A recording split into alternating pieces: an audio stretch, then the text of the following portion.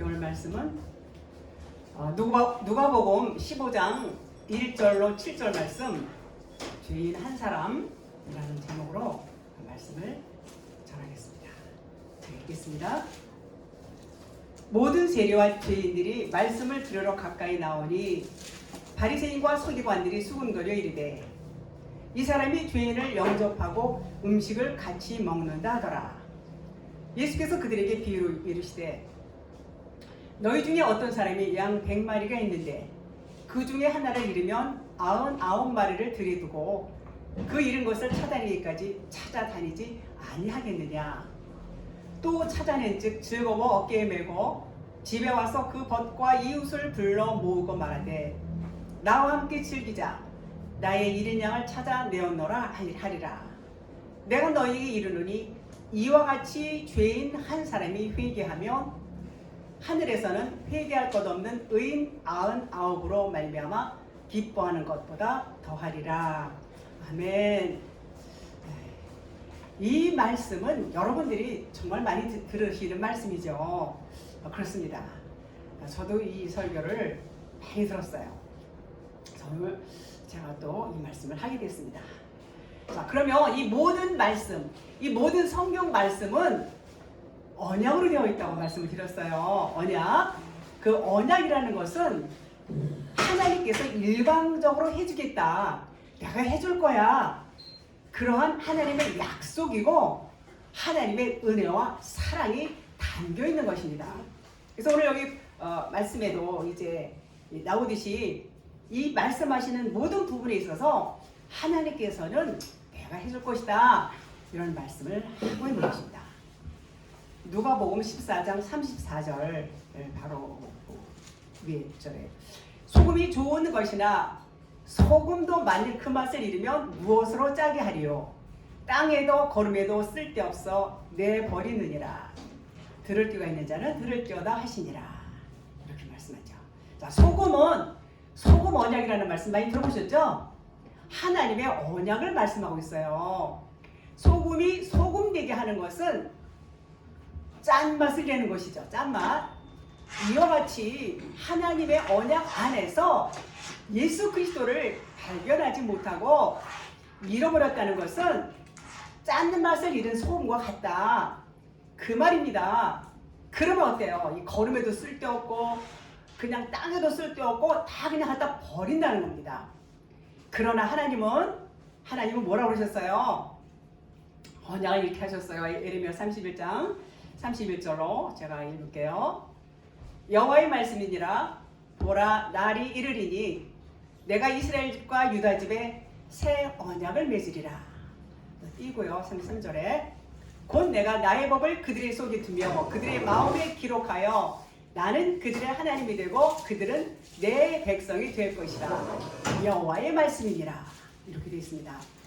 또 예수께서 36장 26절에 또 새 영을 너희 속에 두고 새 마음을 너희에게 주되 너희 육신에서 굳은 마음을 제거하고 부드러운 마음을 줄 것이며 이렇게 말씀하고 있어요. 하나님이 다 해주신다는 거죠. 하나님은 우리를 그냥 사랑으로 우리를 너무 이뻐서 그냥 굳은 마음도 제거하시고 부드러운 마음도 줄 것이며 얼마나 사람들이 악하고 얼마나 사람들이 마음이 강박합니까? 전부 하나님께서 만지셔서 우리들을 그렇게 좋은 사람으로 만들어주겠다. 이렇게 언약을 하시는 것입니다. 이것은 하나님의 변함이 없는 우리에 대한 사랑과 약속, 이런 말씀을 여러 군데서 그렇게 말씀하고 있습니다. 그 증거가 있어요. 물세례로 언약을 성취하시고 불세례로 언약을 완성하는 것을 볼 수가 있습니다. 자, 1절 본 말씀에 좀 모든 세리와 죄인들이 말씀을 들으러 가까이 나오니 이랬어요. 가까이 나오니. 자, 가까이 온다는 것에 우리 한번 주목을 해봅시다. 누가복음 5장 32절에 내가 의인을 부르러 온 곳이 아니요 죄인을 불러 회개시키러 왔노라. 너무 잘 아시죠? 그러니까 주님 앞에 가까이 나오는 사람들은 자기가 죄인인 것을 알기 때문이에요. 자기가 죄인인 것을 알기 때문에 정말 무엇인가 얻으려고 무엇인가 정말 저분에게서 말씀을 들어야 되겠다. 그런 생각을 갖고 세리와 죄인은 이제 하나님 앞에 나가는 것입니다. 그래서 자기들이 정말 죄인인 것을 깨닫는 자들이 하나님 앞에 그리스도 앞에 나오는 것이죠. 예수님께서 세리와 죄인을 이렇게 언급을 하십니다. 그리고 계속 말씀을 하세요. 예수님이 죄인을 영접하는 것을 바리새인이 뭐라고 했어요? 서기관들이 굉장히 못마땅하게 여겼어요. 어떻게 예수님이 저렇게 죄인들하고 식사를 하나 막 이렇게 그렇게 생각하고 자기들은 스스로 의롭다고 생각을 해요. 철저하게 율법을 지키고 정말 자기들은 선한 일도 많이 하고 구제도 하고 금식도 하고 그렇게 하죠. 그런데 이 세리라는 사람은 자기 동족에게서 세금을 아주 무겁게 부과시켜요. 그리고 막 도둑질도 하고 자신 그렇게 한다는 것이죠. 그리고 자기들 이익만을 챙긴다. 그래서 저들은 죄인이야. 이렇게 생각을 하는 것입니다.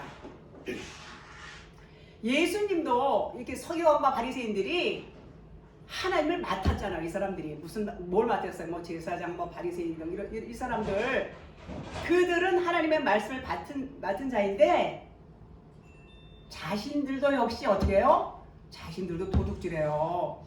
백성들에게 율법의 무거운 짐을 막 가중시키고 자기들은 어때요? 자기들의 의를 내세우고 우리는 의로와 그리고 그들을 죄인 취급을 한단 말이죠.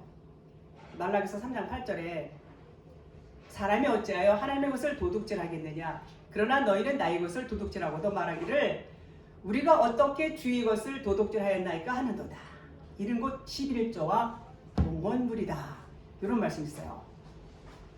11조를 드린다는 것은 열이라는 모든 말씀 안에서 하나님의 사랑이신 예수 그리스도를 찾는 거예요. 찾아야 돼요. 11조가 되시는 예수 그리스도를 찾으면 그것이 하나님의 사랑이에요. 하나님의 사랑이고 그것이 11조가 되는 것입니다. 그래서 하나님의 마음과 하나님의 사랑을 내가 가져야 돼요. 똑같이. 그러면 내가 11조가 되는 것입니다. 그런데 이들은 어땠어요? 행위로서 행위 율법을 철저하게 지켜서 자기들의 의를 쌓고 세리를 죄인 취급하는 그들에게 율법을 잘 지켜서 의롭게 되는 것이 아닌 것을 알라는 거예요. 누가? 예수님이 그것을 알아야 되는데 그들은 행위에다가 초점을 두고 그들의 행위가 악하다 이렇게 판단하는 것을 예수님께서 이제 지적하는 대목입니다. 누가복음 15장 2절에 바리새인과 서기관들이 수군거려 이르되 이 사람이 죄인을 영접하고 음식을 같이 먹는다 하더라 그랬어요. 수군거리는 거예요. 원망하고 불평하다 이렇게 하는 겁니다. 죄인을 영접하는 거. 그리스도는 우리에게 먼저 오시는 거예요. 예수님이 먼저 오셔요. 우리에게 내가 찾는다는 게 이미 내가 막 사모한다는 게 이미 그분이 오신 거예요. 계시록 3장 20절에 보니까 내가 문 밖에 서서 두드리오니 이런 말씀 있죠. 누구든지 내 문을 열면 나는 그에게 들어가 그와 더불어 먹고 그는 나와 더불어 먹으리라 이런 말씀이 있어요. 그러니까 음식을 같이 먹는다는 것은 말씀의 떡 영의 양식을 같이 먹는다는 거예요. 그래서 내가 죄인임을 알았을 때 주님과 한 상에서 먹는 겁니다. 주님의 말씀 무슨 말씀에 영의 양식을 먹는 것이죠. 주님과 진리로 하나가 되었음을 의미한다. 그런 말인 것입니다. 마태복음 3장 13절 15절 예수님이 요단강에서 세례 요한에게 세례를 받으시는 장면이죠. 그런데 세례를 받으러 나오시니까 세례 요한이 내가 당신에게 세례를 받아야 할 텐데 당신이 내게로 오시나이까 이러면서 세례를 드리는 것을 이렇게 거부합니다. 그러니까 예수님 뭐라고 하셨어요? 이제 허락하라. 우리가 이와 같이 하여 모든 의를 이루는 것이 합당하니라. 이렇게 말씀하시는 겁니다. 그래서 세례를 받으시죠. 예수님은 죄가 없는 분이세요. 그분은 하나님이시고 영이시고 진리시고 죄가 없는 분이시지만 죄의 모양은 있어요. 그 죄의 모양이 뭐라고요? 눈에 보이는 것은 다 죄라고 했어요. 눈에 보이는 거. 우리도 눈에 보이기 때문에 다 우리도 죄인이에요. 율법이에요. 세상에 나타난 이 사실, 눈으로 보이는 것으로 태어나는 것 자체가 죄다, 그런 말입니다. 그러니까 보이면 죄란 말이에요. 그냥 보이면. 그래서 그 죄를 해결하기 위해서는 그 보이는 것이 없어져야 되고 보이지 않는 것이 나와야 돼요. 그래서 육체는 보이는 대로 있지만 보이지 않는 진리가 여러분과 제 안에 들어가서 우리의 주인이 되면 죄가 없는 거예요. 죄가 없어지는 거예요. 그 요한복음 16장 9절에 죄의 되어라면 그들이 나를 믿지 아니하며, 이런 말씀이 있어요. 그래서 죄라는 것은 예수 그리스도를 통해서, 예수님은 보여요. 보이는 예수님을 통해서 보이지 않는 진리를 찾지 못하면 그게 죄란 말이에요. 그러니까 즉 진리를 모르는 거. 진리를 몰라요. 진리가 보입니까? 안 보여요. 근데 안 보이는 것을 볼 수 있는 그 눈이 있어야 된단 말이에요. 그 진리를 볼 수 있는. 그 의는 보이지 않는 것이 의라고 그랬어요. 그러니까 예수님의 육체 안에는 보이지 않는 그리스도 하나님이 계시지요.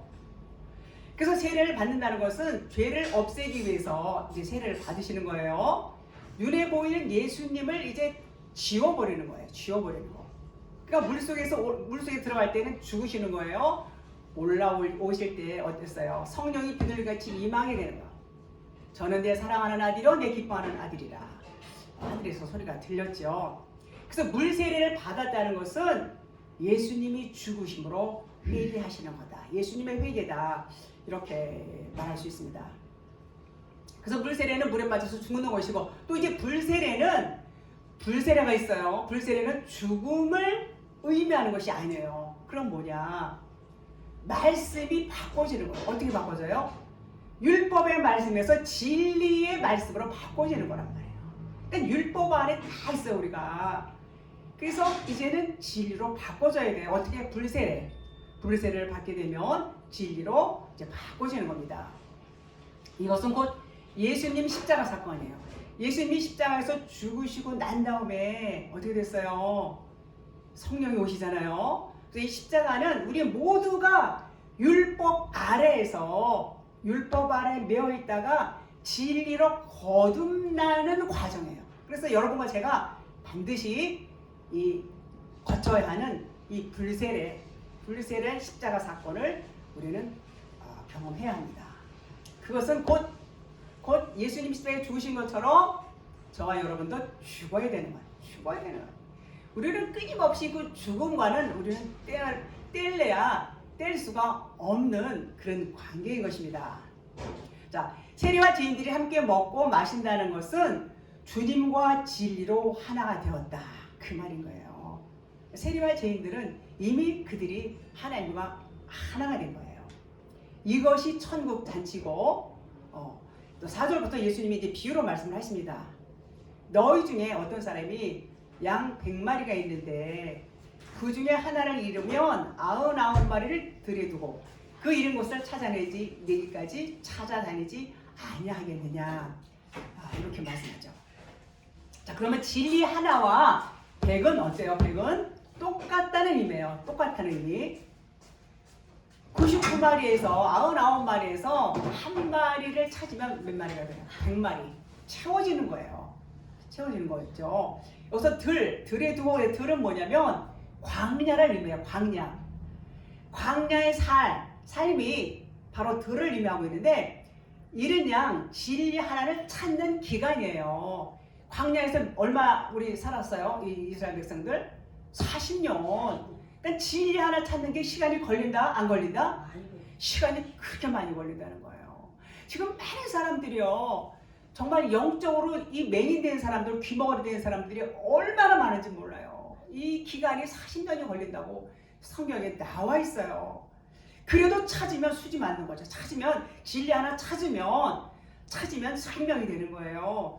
정말 진리를 찾느냐 못 찾느냐가 생명이냐 사망이냐예요. 어떤 신학적인 거, 조직 신학, 뭐 율법적인 거, 교리적인 거 이거 물론 좋아요. 이것도 알아야 돼요. 그런데 거기에 묶이면 안 돼요. 숨통을 트여야 돼요. 폭넓게 우리가 봐야지 거기에 꽉 매여 있으면 절대로 진리는 드러나지 않는 것입니다. 누가 조직신학 안 배웠어요? 신학 다 조직신학 배워요. 조직신학을 몰라서 우리가 이 진리의 말씀을 이렇게 뛰어넘어서 생각하고 말합니까? 그러니까요. 그 조직신학의 안에 꽉 갇혀 있으면 절대로 진리는 알 수가 없다 그 말입니다. 마태복음 18장 12절에 보니까 99마리는 산에 두고 이게 산이라는 표현을 썼어요. 자, 산은 무슨 의미냐면 율법 성전을 말해요. 이 산이 율법 성전. 그러니까 율법은 어때요? 율법은 막 행위를 자꾸 이렇게 부추겨요. 그 행위를 막 부추기고 그리고 부각시킵니다. 그리고 율법의 행위가 어때요? 내가 이것도 했어, 내가 저것도 했어. 굉장히 그 만족감이 있어요. 만족감이 있고 사람들한테 막 칭찬도 듣고 성취감을 맛볼 수 있단 말이에요. 그러니까 그게 길인 줄 알아. 그게 진리인 줄 알아요. 사람들은 그게 길이고 진리인 줄 알고 열심히 가는 거예요. 열심히. 근데 그 길에는 생명이 있다 없다? 생명이 없다. 생명이 없는 거예요. 그렇습니다. 5절 또 찾아낸 즉 즐거워 어깨에 메고 이런 말 있어요. 이제 어깨는 그리스도를 의미하고 있어요. 그리스도. 어깨에다 양을 맨다는 것은 양이 이제는 진리가 되었다. 그러니까 육체 예수로 오셔서 예수가 죽으시고 진리 그리스도로 된 것을 의미하고 있어요. 그리스도로 됐단 말이에요. 그러면 예수님이 잃어버렸다는 것은 무엇일까요? 뭘 잊어버렸어요? 이제 그리스도를 의미하는데 어깨가 예수님이 이 땅에 육체를 입고 오시면은 우리는 예수님 육체를 보게 돼요. 우리는 예수님 육체를 봐요. 이 육체가 2000년 전에 이제 죽으셨고 이제 부활하셨죠. 그러면 오늘날 우리가 예수님을 볼 수 있어요, 없어요? 볼 수 있어요. 어떻게 보냐? 이 말씀이 예수님이에요. 예수님. 66번 말씀이 예수님을 뜻하고 있어요. 그런데 이 겉에 문자 말씀만 보고 있단 말이에요. 겉에 문자 말씀만 보고 있으면은 그 자체가 진리를 못 보고 있는 거예요. 진리를 못 보고 율법만 보고 있단 말이에요. 율법만. 예수님이 이 땅에 오실 때 신성과 인성을 갖고 오셨어요. 이 율법 말씀 안에 진리가 있어요, 없어요? 있어요. 율법을 보면서 진리가 깨달아지는 게 있어요. 보이지 않아요, 진리는. 이 율법 안에 그 진리를 찾는 게 밭에 감추인 보화를 캐나는 거란 말이에요. 그런데 그걸 전혀 무시하고 그걸 정말 인정하지 않고 조직 신학에만 얽매여가지고 신학적으로 논하고 교리적으로 논하면 진리가 드러날까요? 안 드러날까요? 안 드러나죠. 당연히 안 드러납니다. 그렇습니다. 그래서 이 겉에 문자 말씀만 보게 되면은 진리를 잃어버렸다. 그 말인 것입니다. 진리는 안 보여요. 숨겨져 있어요. 그러면 그 진리를 찾는다는 것은 무엇일까요? 예수님의 육체가 죽으셔야 돼요. 잃어버렸다, 찾았다는 것은 진리이신 그분이 육체로 오셨다가 예수님도 육체로 오셨을 때는 진리가 감춰져 있어요. 그러니까는 뭘 잊어버렸어요? 육체만 나타나요. 육체만. 진리를 잃어버렸단 말이에요. 누가? 예수님이. 예수님 육체가. 그래서 그 육체가 벗겨져야 그 안에 감추었던 진리가 드러난단 말이에요. 그래서 성경 66권 안에서 이 감추어진 의미를 깨달으면 문자 말씀이 이제 마침이 돼요. 아, 이게 율법이구나. 진리가 이렇게 해서 진리가 되는 거구나. 이것을 깨달으실 때에 진리가 드러나면 찾는 거예요. 진리를 찾은 거예요. 그러니까 어때요? 6절에 집에 와서 그 벗과 이웃을 불러 모으고 말하되 나와 함께 즐기자. 나의 잃은 양을 찾아내었노라 하리라 이랬어요. 집은 뭐예요? 집은 성전을 의미합니다. 성전. 진리의 성전이 된 거예요. 진리의 성전이. 우리 모두는 우리 안에서 일어나는 일이에요. 이것은 우리 안에서, 여러분과 제 안에서. 그러면 벗과 이웃을 불러 잔치. 벗과 이웃이 누구예요? 우리들이에요. 여러분과 저예요. 15절 이제부터는 너희를 종이라 하지 아니하리니 종은 주인이 하는 것을 알지 못함이라. 너희를 친구라 하였노니 내가 아버지께 들은 것을 다 너희에게 알게 하였습니다. 이 말씀은 무슨 말씀이에요? 그러니까 율법 아래 있을 때는 주인을 몰라요. 율법의 말씀, 이 율법 겉에 문자 말씀, 이 종들은 겉에 문자 말씀을 아는 거예요. 그래서 종이라고 그러는 거예요. 그런데 지금은 어때요? 지금은 주인이 하는 것을 알아요. 영의 눈이 뜨여지니까 영적인 말씀이 귀에 들린단 말이에요. 그게 누구예요? 아들. 영적인 눈이 뜨여지지 않으면 이 진리의 말씀을 몰라요. 그 겉에 문자 말씀만 아는 거예요. 이래라 저래라 하라 마라 명령하고 네 알겠습니다 이렇게 하겠습니다. 저렇게. 누구에게? 종이란 말이에요. 종. 이 종은 주인이 하는 말을 못 알아들어요. 진리를 몰라요. 그런데 아들이 되니까 이제 하나님의 마음, 아버지의 마음을 알게 되는 것입니다. 그것을 깨닫는 거예요. 그러면 그것을 뭐라고 그래요? 친구다. 친구다 그러는 것입니다. 7절에 내가 너에게 이르노니 이와 같이 죄인 한 사람이 회개하면 하늘에서는 회개할 것 없는 의인 99으로 말미암아 기뻐하는 것보다 더하리라 했어요. 자, 이른 양 한 마리는 누구죠? 예수님이죠. 예수님. 육체를 입고 오는 순간에 그 한 마리를 잃어버리신 거예요. 그 한 마리 감춰줘서 몰라요. 그래서 진리가 그 육체 안에 숨겨져 있었기 때문에 잃어버렸다 이렇게 표현하는 겁니다. 우리는 그 진리를 못 찾았어요. 어떻게 찾아야 돼요? 우리는 아무리 해도 우리가 그 진리를 찾을 길이 없어요. 아무리 애쓰고 노력하고 힘쓰고 뭐 열심히 봉사하고 헌신하고 헌금도 많이 하고 아무리 몸부림쳐도 그 진리를 찾을 수가 없는 것입니다. 그럼 어떻게 찾아야 돼요? 바로 예수님이 십자가에서 죽으셔야 돼요.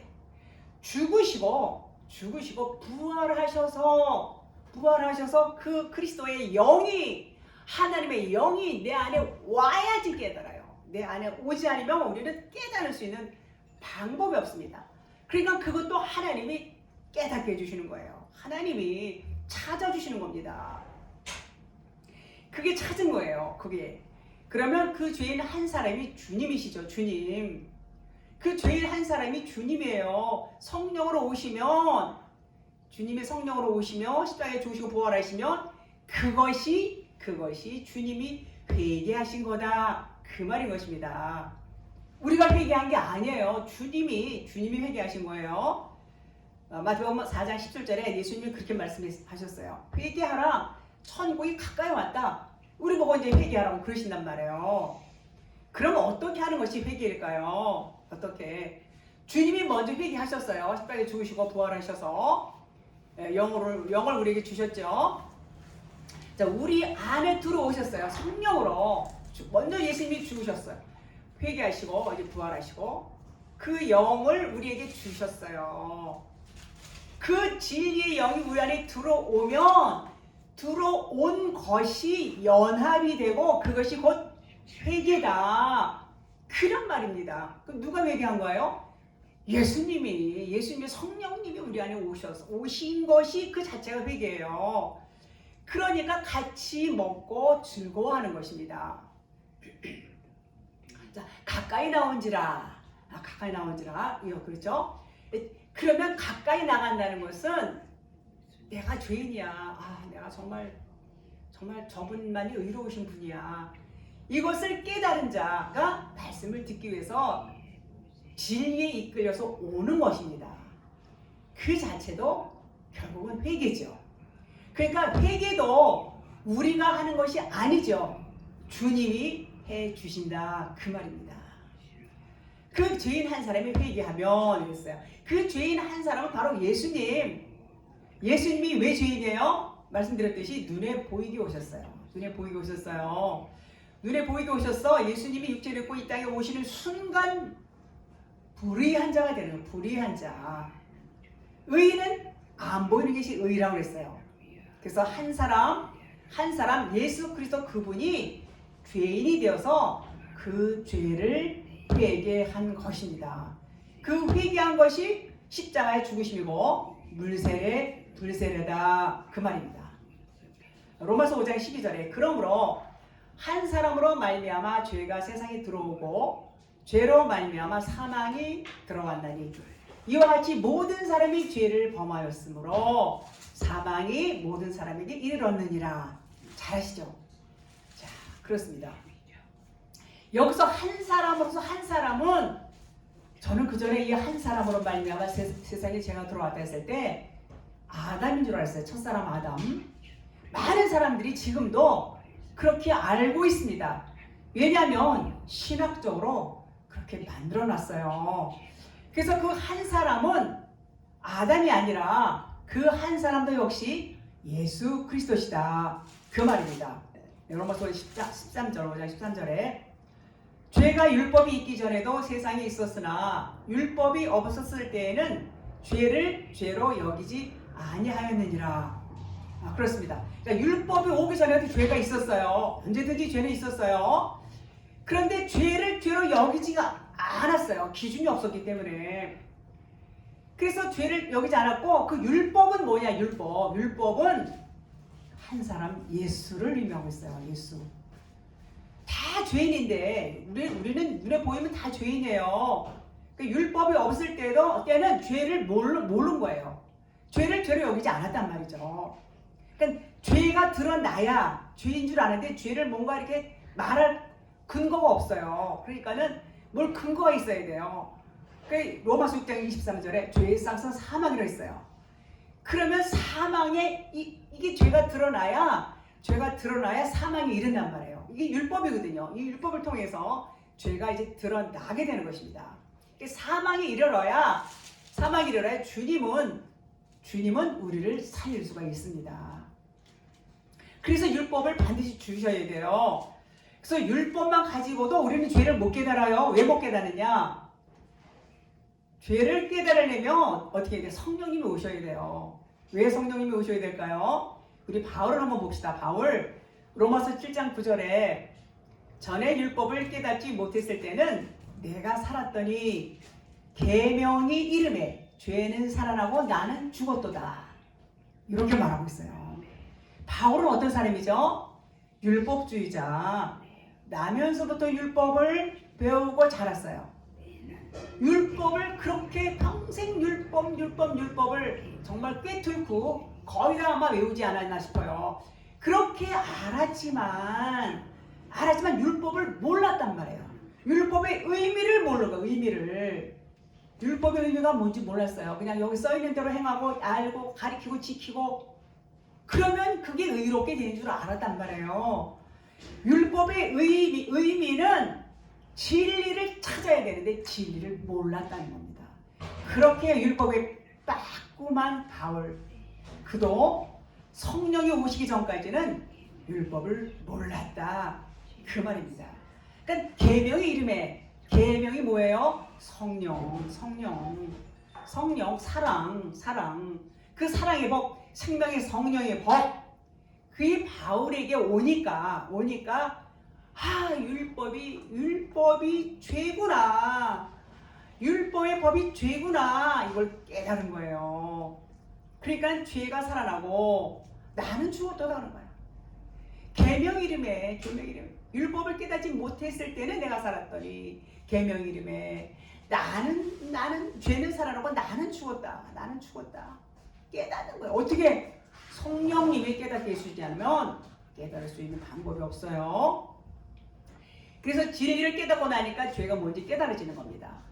그러니까 죄는 눈에 보이는 대로 육신대로 생각하고 행하는 거, 문자대로 행하는 거, 그렇게 사는 자체가 죄다라는 것을 알게 된 것입니다. 그러니까 행함으로 의로워지는 것이 결코 아니라는 것을 알았어요. 그러니까 그리스도 예수님이 반드시 오셔서 그 죄를 깨달을 수밖에 없도록 해 주신 겁니다. 죽으시고 부활하셔서 성령으로 일하지 않고는 그 죄를 알 수 없어요. 알 수 없다는 것입니다. 5장 20절에 로마서 그 한 사람이 또 나와요. 이제 여기 율법이 들어온 것은, 이 율법은 그 한 사람이에요. 율법이 들어온 것은 범죄를 더하게 하려 함이라고 했어요. 범죄를 더하게. 이게 무슨 말일까? 예수님이 오시지 않으면 범죄가 드러나지 않는 거예요. 범죄가 없는 게 아니라 있어도 드러나지 않는 거예요. 그러니까 내가 죄인임을 깊이 깨달아야 되는, 깨닫지를 못해요. 그래서 깨달아야 은혜를 받을 수 있어요.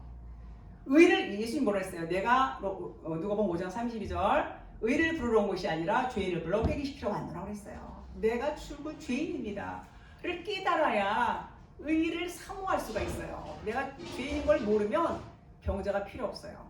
내가 병든 자라는 걸 알아야지 의원이 필요한 것이죠. 누가복음 5장 7절 내가 내게 이르노니 이와 같이 죄인 한 사람이 회개하면 하늘에서는 회개할 것 없는 의인 99으로 말미암아 기뻐하는 것보다 더하리라. 이렇게 말씀하고 있어요. 이 말씀 그렇습니다. 그래서 여기서 의인 99은 자칭 의롭게 여기는 바리새인과 서기관들을 말하고 있어요. 율법주의자들, 스스로 의롭다 함으로 회개를 할 생각을 못해요. 죄가 없는데 무슨 회개를 하겠습니까? 철저하게 율법을 지키고 가르치고 그렇게 하는 자들은 나는 의로워, 나는 죄가 없어, 그렇게 생각한단 말이죠. 그래서 회개를 해야 되는데 도저히 회개할 수가 없어요. 그래서 그들이 보는 죄의 잣대로는 바리새인과 서기관들이 보는 죄의 잣대는 뭐예요? 세리와 죄인들, 그들이 죄인이라고 생각을 한 겁니다. 자, 그러면 우리 적용을 한번 해봅시다. 오늘날 우리가 교회에서 열심히 충성하고 봉사하죠. 예배 참석 잘하고 또 선교도 잘하고 전도도 잘하고 그리고 헌금도 많이 하고 이런 사람들 어때요? 그런 성도들 자기들 나름대로는 나는 이 정도면은 A급 성도지. 천국은 말한 것도 없고 하나님 앞에 가면 상급을 받아야지. 이렇게 생각하는 사람들이 얼마나 많습니까? 그리고 내가 이렇게 열심히 신앙생활을 잘하고 있으니까 하나님도 기뻐하실 거야. 그러면서 어때요? 자기 스스로 의롭게 여긴단 말이에요. 자기 생각은 무슨 생각이라고 그랬어요? 육신의 생각, 율법적인 생각. 자기 생각대로 생각하고 판단한단 말이에요. 이런 자들이 오늘날의 바리새인들이에요. 바리새인들. 바로 99명의 의인이라고 말하는 부분이 이런 사람들을 말하는 거예요. 그렇게 생각하지 않았습니까, 여러분? 저도 옛날에 그랬어요.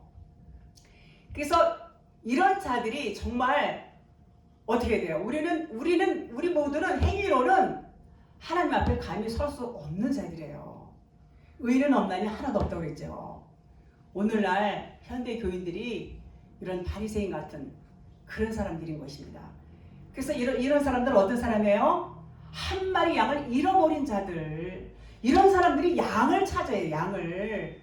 진리이신 그리스도를 잃어버렸단 말이죠.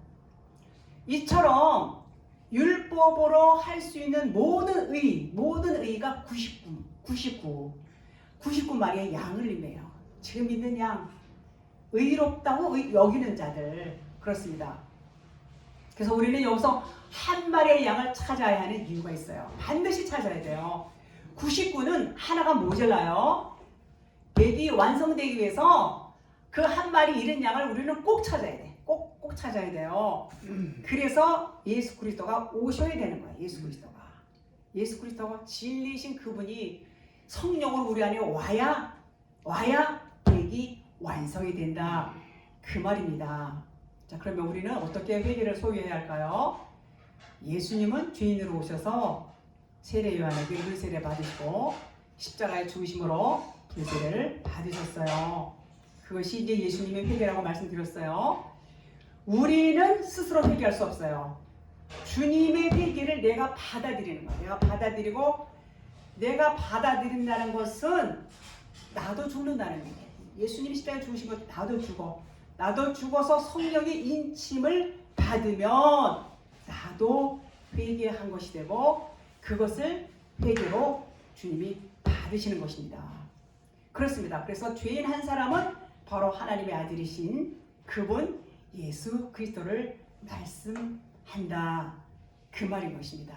네, 오늘 말씀은 여기까지 하도록 하겠습니다. 감사합니다.